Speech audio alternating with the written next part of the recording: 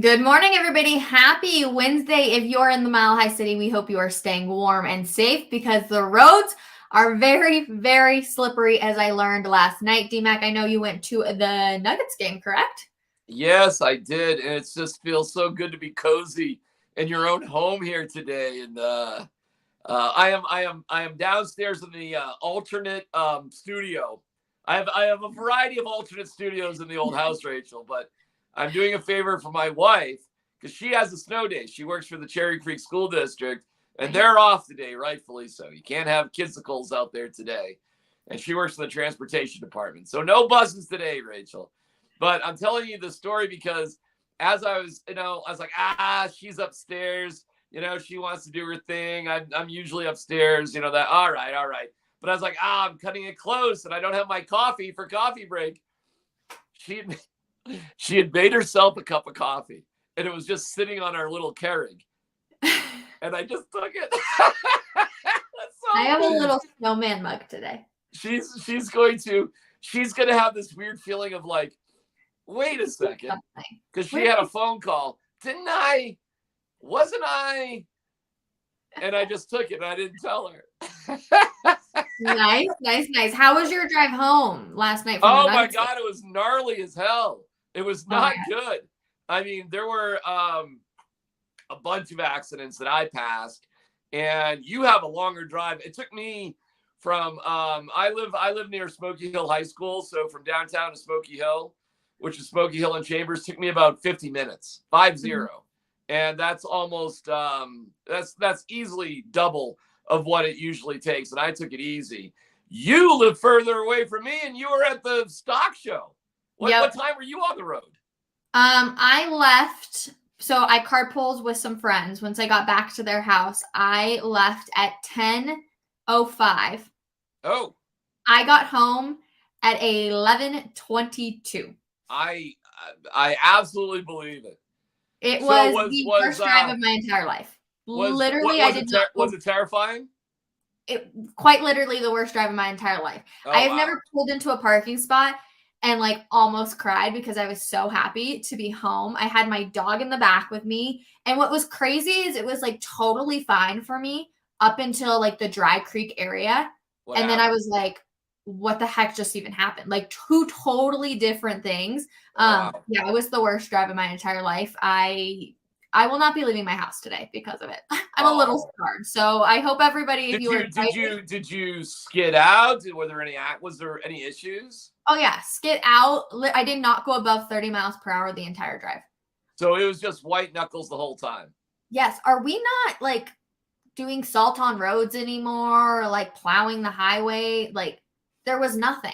Nothing was done. My wife asked me how it was, and I said, well, how many, how much snow? I go, I think it was only like at the time, because I think me and you were driving around the same time. Uh-huh. It was only maybe like 3 or 4 inches, maybe, but it was like an ongoing event. Like it was happening right then and there. So, there's not much you can do if you're driving while it's actually happening. I think, our people who are out there on the roads do a great job in Denver in general, Rachel, but it's difficult when it's going on like right then and there. So I just couldn't believe how snow-packed they already were. It was crazy. So again, if you are out driving or you have to be out, stay safe, everybody. But Rachel, it must have been worth it. I mean, the worst drive of your life to watch, cowboys on bulls. I mean, it must have been outrageously fun. Oh, it was fun. I love the rodeo. I ate we had popcorn, of course. I saw some popcorn. I had some nachos. We did see bull riding. They had bronc riding, like the whole thing. So it was a lot of fun. I'm super jealous of all the people that are tuning in from like Texas and Arizona because I'm sure it's warm. Buy snow tires. So we just did buy snow tires, but they're on a different car that I do not have in my house right now, which is horrible and so stupid planning wise for us. But where's your new cowboy hat? Did you buy a hat?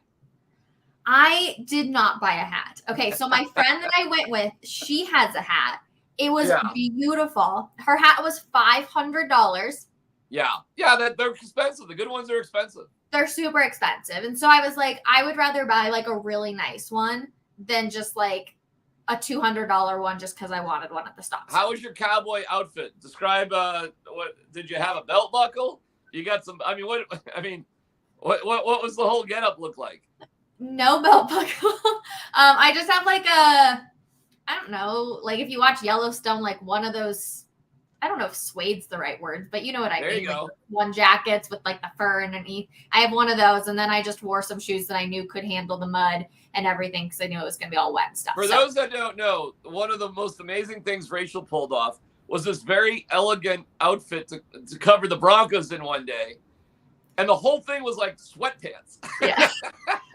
But I mean, it looked like a designer suit. But then she's like, hey, it's just sweatpants. What can I say? I'm like, flipping it like, oh my God, you're right. Like your whole outfit was like a sweatsuit, but it was the classiest, coolest looking sweats. So I just assumed you had some sort of cowgirl gear. But I always dress for the event. She never. I know. But we do have some interesting news to talk about because for former Broncos head coaches, they are having a big day today. Vic Fangio, Nathaniel Hackett, Vance Joseph, all getting interviews. Vic Fangio is interviewing for the Falcons defensive coordinator position. The Cardinals are interviewing Vance Joseph for their own defensive coordinator. And then Nathaniel Hackett is being interviewed by the New York Jets for their offensive coordinator position. That one makes literally no sense to me at all, considering we saw literally one of the worst offense we've seen in a long time. Rachel, what were the problems of the Broncos? In my opinion, Russ and his contract, George Payton, injuries, Hackett. He was a problem, Rachel, but I'm telling you, he was the pinky problem. Okay, he was the fourth biggest problem. And now you're seeing, at least an organization like the New York Jets, who had their struggles, they get it. We had Bill Kolar on with myself and Derek Wolf, who'd been a long time defensive line coach for the Broncos. He loved Nathaniel Hackett, had a million great things to say about Hackett, had really good things to say about Russell Wilson too. But no, it doesn't surprise me at all, Rachel, at all, but that Nathaniel Hackett. Better. What's that? The offense got better after Hackett left. Nominally. I mean, listen, they were losing by a lot of points to the Chiefs with Hackett and came back and made it a close game. And then they lost without Hackett in a close game to the Chiefs. You beat Rachel. You beat a Chargers team that shouldn't have even been playing their starters in that game. And we're going all gaga goo-goo over the Chargers game. I mean, first of all, it's the Chargers. Look what they just did when they were trying. Mm-hmm. They blew a 27-point lead, Rachel, when they were trying to win. I mean, what happens to a team like that when they're not trying to win? And the result was the second half of the Broncos-Chargers game. So why don't we just, let a dose of reality to what really happened in those last two games. I'm not saying it wasn't better, and they certainly put up more points. But to think that this was all Hackett's fault, I'm telling you, he was the pinky. It was a pinky problem. So, no, I am not surprised that he's getting opportunity, and I will not be surprised if he gets hired relatively quickly. Okay, well, you and I can disagree, which is why it's so lovely when we're able to bring on a third person as we welcome in Will Peterson, so we can get his reaction on. First of all, I could see Will's outfit now. He looks like he's prepared for the weather. What's going on? Nice! You not have Hi, guys. I got my shovel. We're ready to go awesome. here. Snowpocalypse 2023. Let's do it, baby. That is great, Will.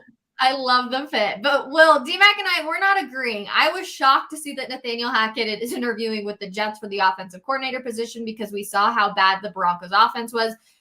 D-Mac says Hackett's problem number 4. What's your take? Yeah, I mean, the New York Jets, what are you doing? Like, come on. You know what this is, guys? Second straight year, someone's trying to lure Aaron Rodgers. The New York Jets are trying to convince Mr. Rodgers to come finish his career in the Big Apple, much like Brett Favre had a stint with the Jets, of course, after the Packers. I got to think that's it, right? Because it's not like he did anything in Denver that makes you think, Oh, he can come fix Zach Wilson. Oh, he can improve Mike White. There's nothing on his resume at this point that makes the Jets think he's the answer to their offensive problems. However, if they think they can land Aaron Rodgers, then maybe that's what's going on here. Second time could be a charm.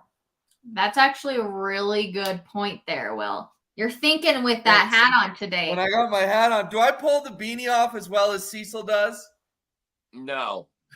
Cecil's just like... He's like a cool beanie. I think Cecil was born with a beanie. He's a beanie baby. But, well, you do pull off a beanie. I will give you credit. But Cecil just has this, like, I don't give a crap look when he puts on the beanie, right? You just look like you're trying to stay warm at the moment. And that might be because of the design of the beanie. So don't take that. Gravity Will looks like there was a problem with the help getting to the house. So now he has to do the work himself. Stop it. Stop it. I'll try to make sure the whole show. Right? What's that? I wanted to make sure your like heat was working though, like you weren't out freezing or anything. Oh, it's more of a I'm having fun because, you know, this snowpocalypse. And I did hear the start of the show. I sympathize with both your drives home. Okay. But it's also Colorado in January. Yeah. It's the winter. It's gonna snow. Yeah. And I did watch some of the news this morning and it was like, oh my God, snow. It was like, come on, where do we live? Right? Like it's snowing. We get it. We don't need 3.5 hours of let's go to a different reporter around town to tell us breaking news. It's snowing. Oh my God. But TV lives for this. Are you kidding me? And hey, listen, man. And Will, you've worked in TV. I have. I don't know if I feel sorry for anybody in TV than the poor soul that has to report live on weather disasters. I mean, you just know where you are on the totem pole when your job is to stand in the middle of a weather disaster. I love it. I feel sorry for those people. It's always the same person. It's always a young woman or a young man who's just trying to, make their upcomings into media. And, it's always the mark of the low person on the totem pole when you see them on I-25 near flashing lights and snow. And God bless them.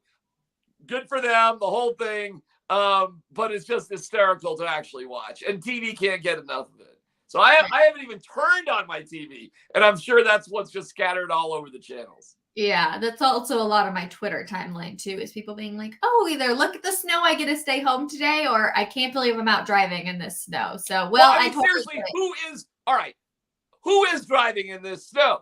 Likely, the only people that should be are people that have to be, and those people are the best drivers, delivery people, people that actually make our country work, that sort of thing.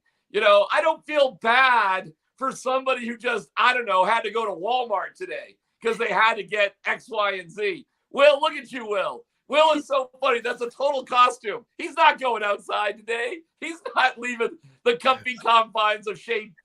Oh, no. I'm shoveling after the show, D-Mac. Baloney. Baloney. You were waiting for the sun to come out and melt that crap away. No, you can't be the only guy in the neighborhood that doesn't shovel your sidewalk. I've been a homeowner for like 4 or 5 months now, and you don't want to get a bad rap here amongst the neighborhood. You don't want to be the gossip. That tall redheaded kid didn't shovel his sidewalk, baby. I'm on it. And for the people that go out walking their dogs, you hate when people don't shovel their sidewalk. I am one of those people, but I will not be leaving my house today. In fact, I will be ordering delivery sushi, so I might be the worst because I'm going to force somebody to drive their car to my house. That's terrible.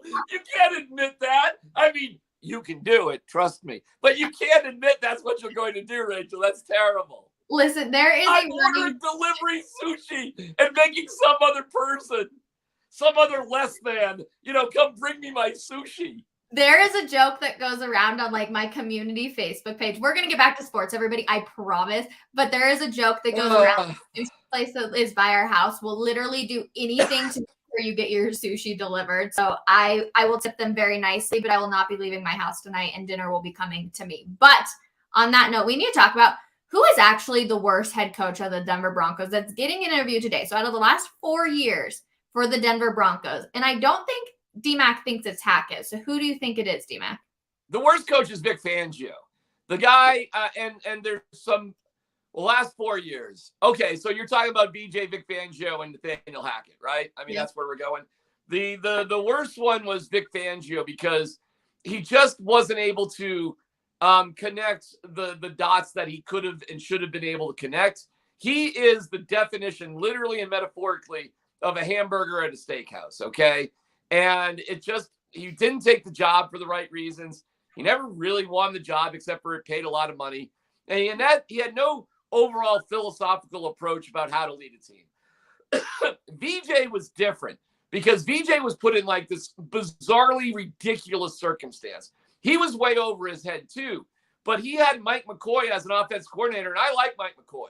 And look at the work Mike McCoy has done with Trevor Lawrence in Jacksonville. So Mike McCoy is a good coach, but it was ridiculous, guys, here with VJ, Mike McCoy, John Elway, because VJ had absolutely positively no power, none. And the only reason he got the job was a very strong recommendation by Gary Kubiak. But other than that, Gary kind of left him on the vine to die. And this, sadly, was the year that Kyle Shanahan should have been hired to be the head coach of the Broncos. He killed it in an interview, and they didn't hire the best person in the interview process.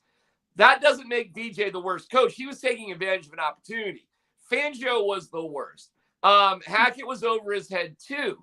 So to me, it's Vic Fangio that's the worst of the three. Yeah. So Rachel, you mentioned it. It's weird coincidence this morning. Vance Joseph in Arizona for the Cardinals head coaching job. Nathaniel Hackett in New York for the Jets OC.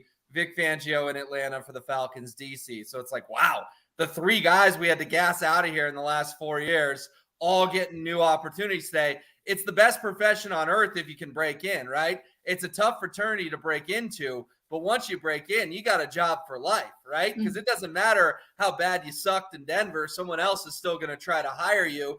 And it's not to say those three guys didn't do good work at previous stops, but clearly what happened in Denver wasn't good enough for any of the three of them. D-Mac, maybe I'm a prisoner of the moment, but I think Hackett is the worst of the three. He's the only guy. I mean, listen, VJ made it 2 seasons. We know Elway slept on it, and that's why VJ got a second year. Vic Fangio made it 3. Hackett couldn't even make it 1. He made it 15 games, and the new Walmart owner, Greg Penner, had to say, hey, I was so embarrassed by you that I couldn't even let you finish the season because you had Dalton Reisner pushing Brett Rippon. You had Randy Gregory throwing post-game punches. We never saw that much dysfunction under Fangio and VJ. Hackett just had lost control of the team. So only making it 15 and the embarrassing way he went out, to me, it's probably got to be Nathaniel Hackett. Yeah, but the reason why with Hackett, you stuck him with Russell Wilson. Yeah, I mean, you could have given him almost any other quarterback in the NFL. I'll give you this. I promise you, they would have had more success, and Nathaniel Hackett would still be the coach had they simply kept Drew Lock. Promise you that would have been. You really think that? You think he would have had more success? Yeah, because Russell Wilson had his own crazy agenda that he was trying to prove out. I'm not saying he didn't work hard. I'm sure he did work hard, but we went through it yesterday. And the way he threw away that Colts game, Russell Wilson threw away the Colts game, that wasn't on Hackett. That was on Russell Wilson throwing away that game. And that was the turning point, the bad turning point of the entire season. That was the moment where you realize, wow, we can't trust Russell Wilson. Guys, that game was over. That's a home game against a bad team on a Thursday night in a short week.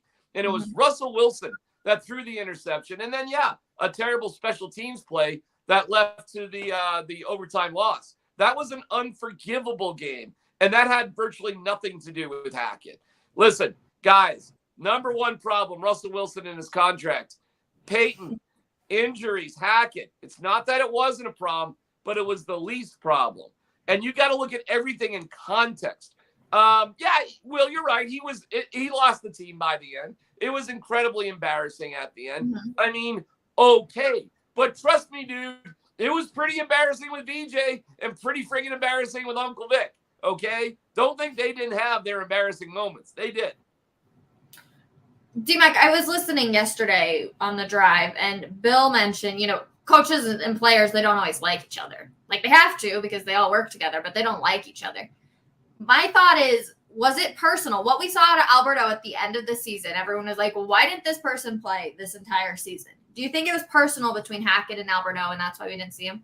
No, I don't think it was personal. I think it was philosophical. And this is another indication that he wasn't a well-prepared head coach. And neither are a lot of first-time coaches, okay? And they just get, they just lose perspective of what matters and what doesn't matter. And one of the problems that Hackett had, and Will, he wasn't perfect. Rachel, he wasn't perfect. He deserved to be let go, okay? I talked about it on the radio and on Coffee Break. I would have let him go during the bye week. That's how bad it really was, because you still had a shot to make the playoffs. What Hackett didn't know and had no sense of is the degree of history. So he didn't realize how big the rivalry was with the Raiders. He didn't appreciate the losing streak to the Chiefs. And he didn't understand the dynamic impact of Julius Thomas on this organization as a non-blocking receiving tight end. And that's what got Alberto pushed to the side, because he didn't fit in a logical mode. But anybody around here with the Broncos would have known it. I see your hand. Yes, you in the back. Okay, real quick. Hackett was problem number 4, but if they would have fired him at the bye week, you still think they would have had a shot at the playoffs? Yes. How does that add up? Oh, because you let go of problem number 4, but you bring in somebody else with what you already have with the other 3 problems, and you think you're making the playoffs? Oh, Rachel, if you got rid of Russell Wilson at the bye week, got rid of George Payton at the bye week, and you didn't have injuries at the bye week, you wouldn't have had to fire Nathaniel Hackett. I mean, if you didn't have those 3 other problems at the bye week, you wouldn't have had to get rid of this. But this was the only thing. This was the only thing you could get rid of at the time. You can't stop injuries. You couldn't get rid of Peyton and Russell Wilson at the time. So that simple correction would have resulted in a playoff run. I don't know if they would have got there or not. Listen, guys, there were ways for this Broncos team with this defense to make the playoffs, okay? There were. But Russell Wilson, his contract, George Payton make the decisions, and injuries were the main culprits that they didn't. Excuse me. Well, and listen, you look at when we knew Hackett was bad at his job, and D-Mac's right. It was so early.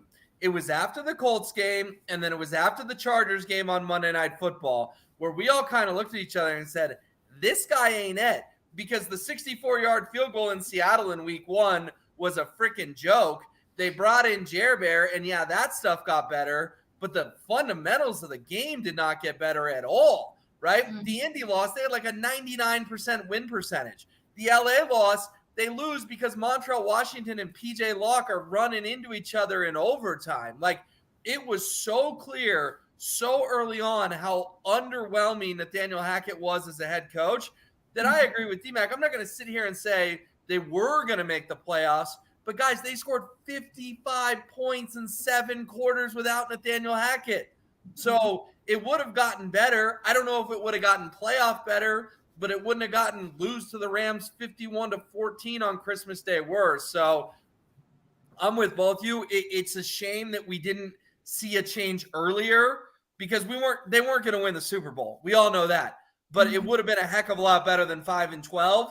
And if the Steelers were in it come week 18, the Broncos probably could have been it come week 18, because the back end of that AFC playoff picture was wide open. We didn't realize Russell Wilson was going to be on a personal vendetta to cement legacy over winning games. And that was a big problem, unfortunately. He wasn't in the proper shape to play, and he wasn't in the right mindset to play. And all of his blabbering on and on about this guy, that guy, and Salby makes me want to puke at this point, because the real truth is he wasn't willing to sacrifice what it really took for the team to win. It was all about Russ. And I'm not talking about off the field stuff. I'm talking about on the field. It was all about Russ, and it killed this team this year. So can you win with Russ? I don't know. Maybe, but it can't be all about Russ. We have to manage Russell Wilson, or he has to figure it out for himself that he's just not that guy. Screw his legacy. We just got to win some games. And guys, I mean, I don't mean to paint some sort of terrible, horrible, apocalyptic sort of, future here, but we have noticed the age of the quarterbacks in the final 8, right? We know now the average age is 25.3 years of age. We know the senior citizen is Dak Prescott at age 29. We realize there's two guys who are 23, Trevor Lawrence and Brock Purdy, who are 2 years younger than Stetson Bennett, who just won a national championship for Georgia, who are in the playoffs right now.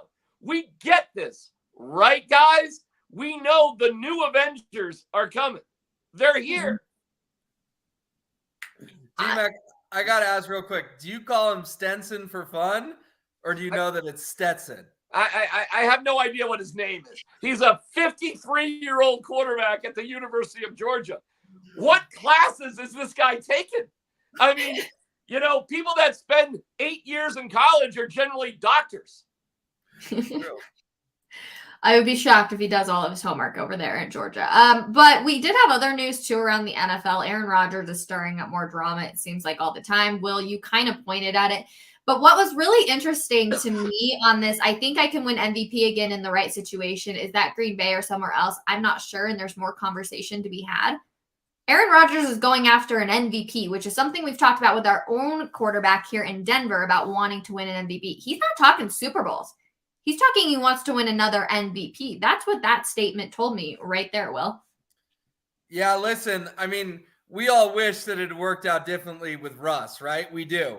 But the reality is, I'm glad we don't have to do a whole nother offseason of, are the Broncos going to get Aaron Rodgers? Are they not? Because he's a drama king. We've known that for a while now, but we were so desperate that we were willing to deal with it last offseason. But you're right, Rachel. He's not talking about, hey, I need to get a second Lombardi trophy because I only have one, and I've choked in playoff game after playoff game after playoff game. How many times does the Packers season end at night in Lambeau on a big stage? I feel like I've seen that movie at least 10 times in my life, including this year in a de facto playoff game when they had to win in week 18 to get in, and they couldn't even beat the Detroit Lions, who I know were better but had nothing to play for, and it's still Detroit.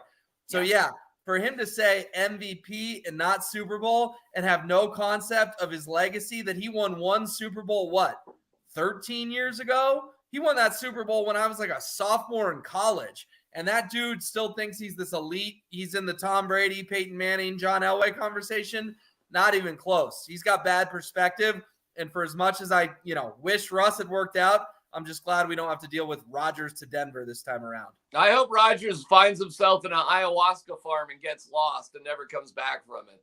That being said, maybe he can follow in the footsteps of Brett Favre, who he's been relentlessly trying to rip off for the past 17, 18, 19 years, and go get to the Jets and get smashed there for 2 years in complete humiliation. It's Aaron Rodgers. And what's funny is after a while, just nobody cares. It is the boy that cried wolf. I mean, seriously, here's who nobody gives a crap about anymore. And it happens like that. Nobody gives a crap about Aaron Rodgers and what he does, and nobody gives a crap about Tom Brady. Do whatever you want. We don't care. We don't care what team you go to. We don't care what you do in the offseason. You've had your time. Move it on. I'm not wishing ill of them, but nobody cares. And sometimes if you hang around just a little bit too long, guys, you end up in the land of obscurity in terms of, whatever. And I think Aaron Rodgers and Tom Brady are in, and Matt Ryan, if you want to throw him in.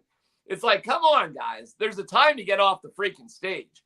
If you want to give credit to a couple of guys here in Denver, I'll give Elway credit. He got off the stage at the right time.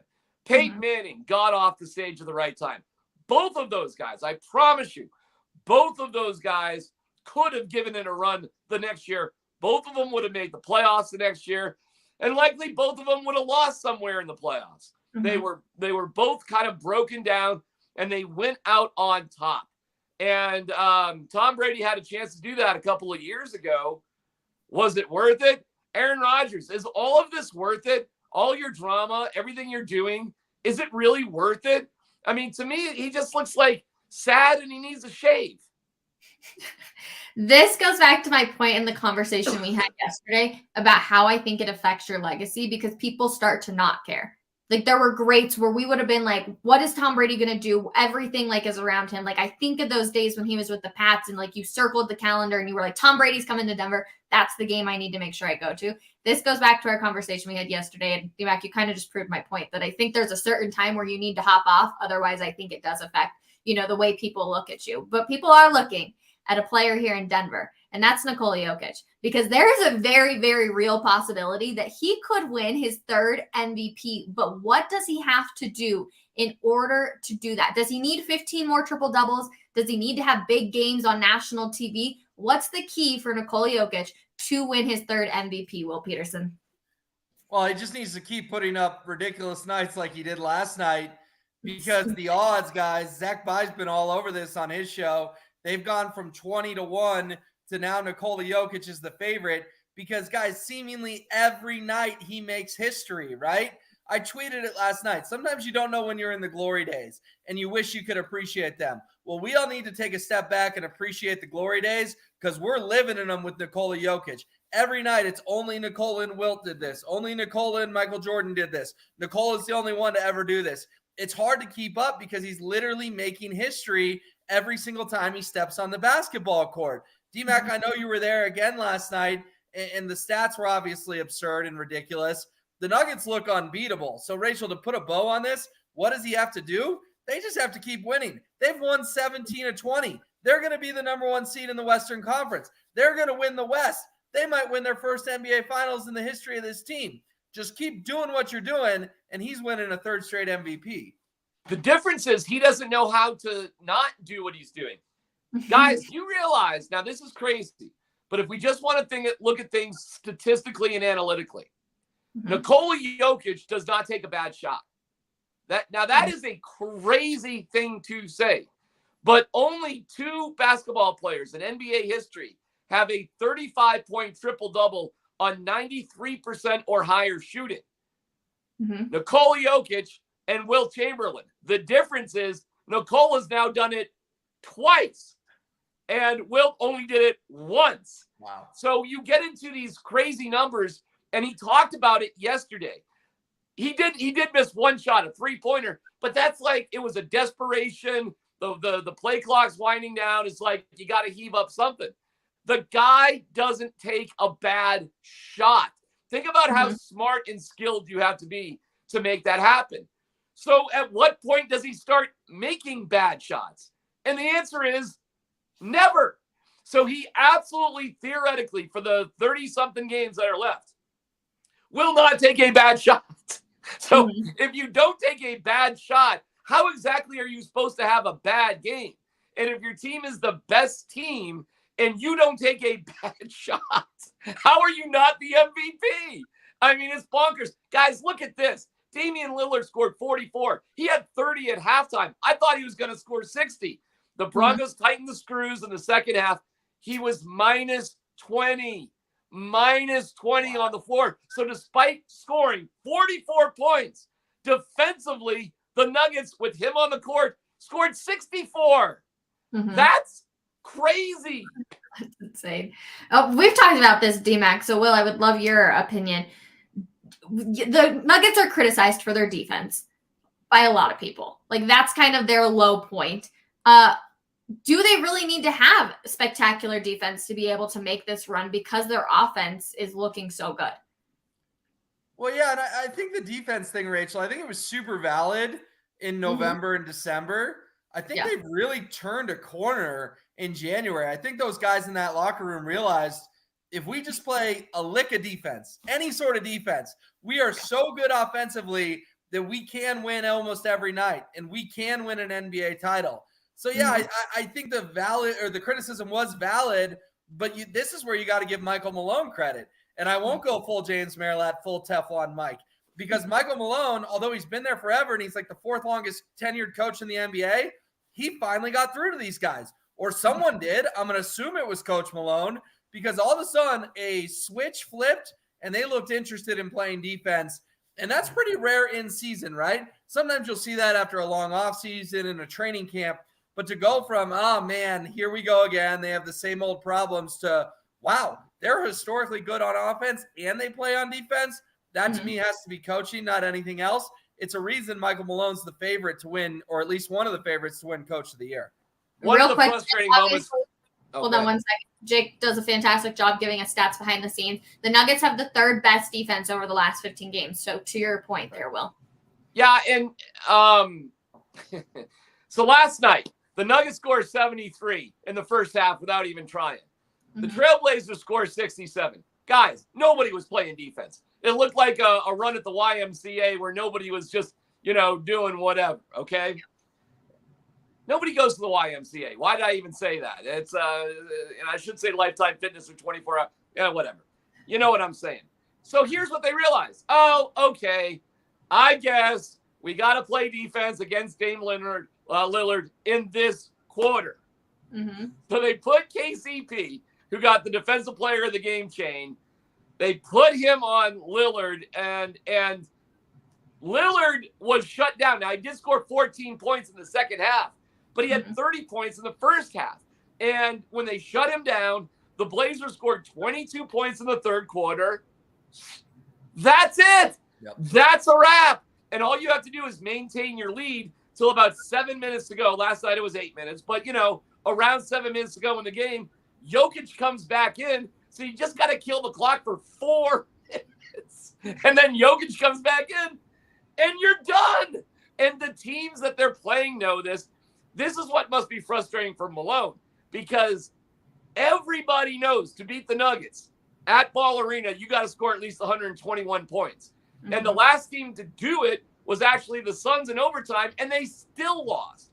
So it is frustrating. Their defense is better, but they know we just have to tighten the screws for, a little bit of time, and then we can put teams away because our offense is ridiculously good.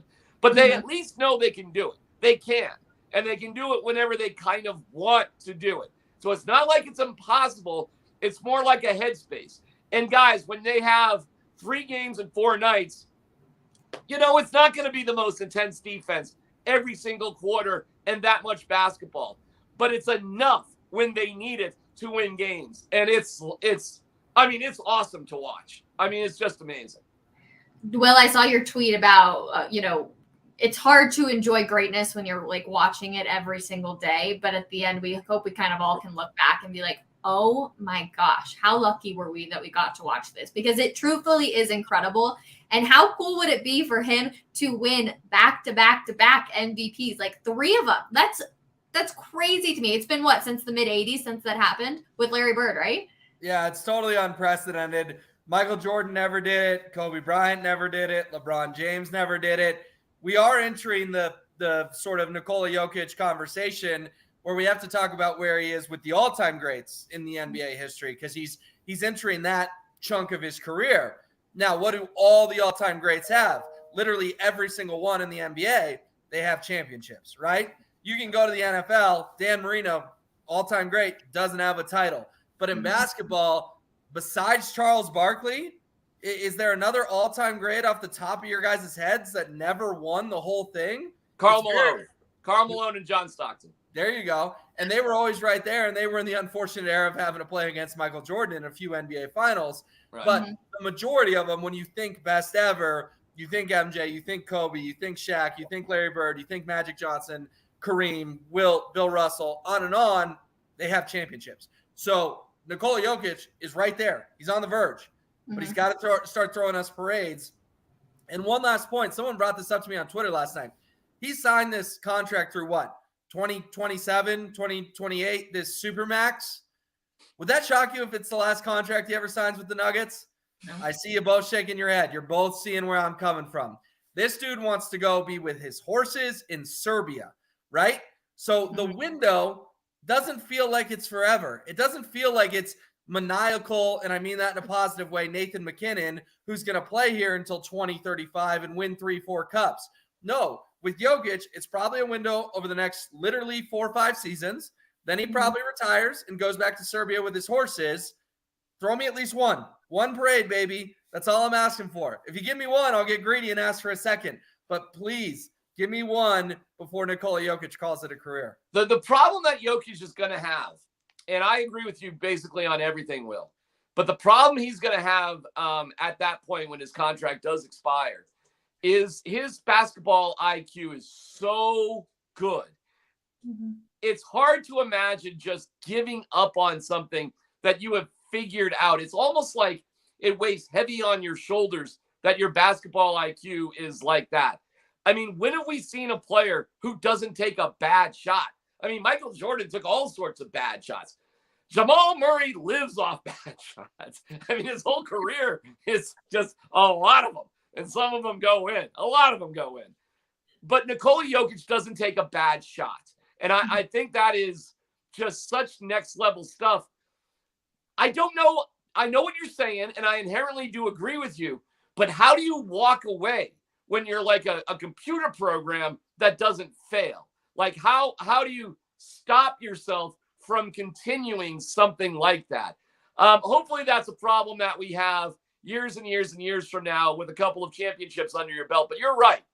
The only way to cement that legacy, we are far beyond, is he the best player? We know he's the best player right now.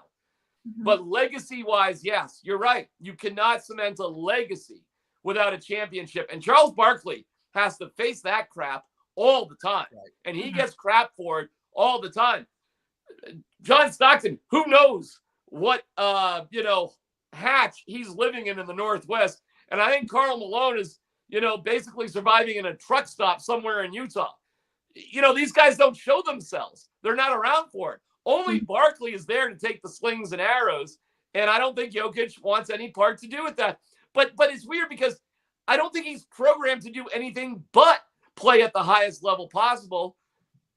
So where that lands him, I mean, we'll see. And really quick, a quick note. Did you guys see the video of David Adelman getting drenched with ice and all that stuff after the game? Yep. Notice Jokic's reaction to that moment, and you will see him in pure joy, celebration, smiling, giddy like a little kid. Mm-hmm. He doesn't have a reaction like that when he hits a game-winning shot because the point of the game is to win. He legitimately is happy for others' success. It's wild. He's the most intriguing, interesting, best athlete I've ever covered in 30-plus years, and I am incredibly grateful to be around it. Oh, me too. But to your point, D-Mac, too, like how do you turn it off? I think he's talented at a lot of things. I mean, look at his horse racing. So I feel like once he checks off one box, he's like, all right, it's time to move on to the other one. And let me check off this one. Like, let me see what I can do with my horses too. So that's where I feel like it's different. He has basketball, and basketball is like his number one thing right now, but he's also got other things that I think in life he knows he wants to check off too, which I also think is what makes it so crazy, because you hear so many times about the athletes, how they give everything for this one thing. And it just seems like Jokic doesn't just have the one thing. He's extremely talented by it, but he's got other things too in Serbia, which I think also makes him really cool. I bet you this. We don't see some pathetic moments of Nikola Jokic trying to hang on to something too long. No. That ain't happening. No. That's not happening. I mean, I love Shaq, okay? I do. But Shaquille O'Neal played some pathetic seasons of NBA basketball when he was far past his prime. And nobody cares about it now because he's such a lovable character.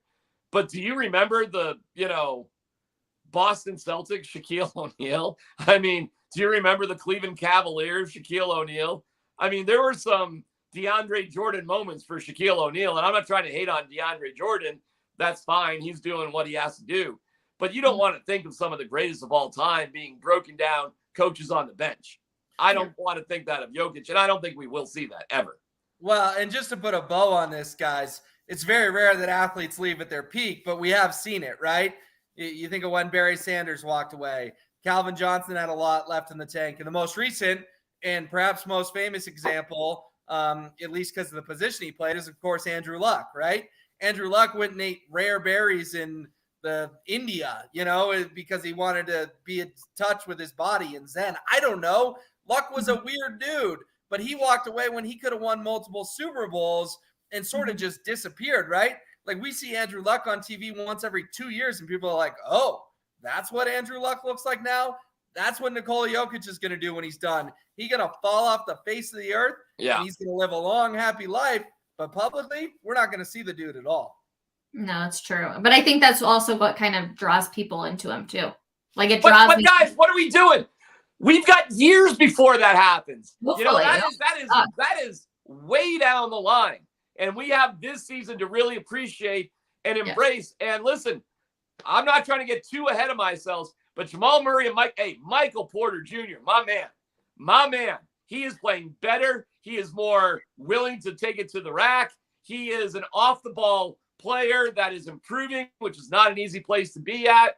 And Michael Porter Jr. was a huge part of that win. Listen, man, I'm fired up for the Nuggets, and let's keep it rolling against the Timberwolves tonight.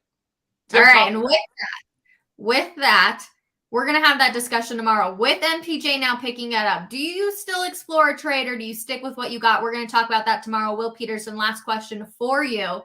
Did you get hot during the show or are you still doing okay? Yeah, I was going to ask you before we leave if I can take this off. So we're going to go ahead and do that now. The thing I'm really worried about, though, is the hat hair is going to be bad, you guys. You ready to see it? I'll take mine. It's going to be really bad. Oh, it's not that bad. No. Okay. You don't have any hair. It's not that bad. So, yeah. You got it.